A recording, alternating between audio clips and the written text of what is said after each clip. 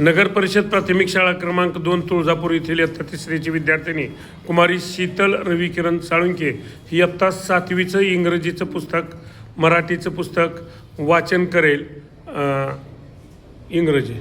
English is not something that you see only in your textbook and classroom. We use English so many in our day-to-day life. Sometimes we have to file in forms and applications in English.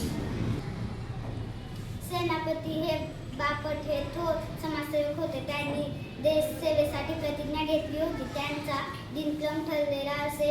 पहाटे लवकर उठायचे, दैनंदिन कामे उरकली की हातात झाडू घ्यायचा आणि सफाईला सुरुवात करायची.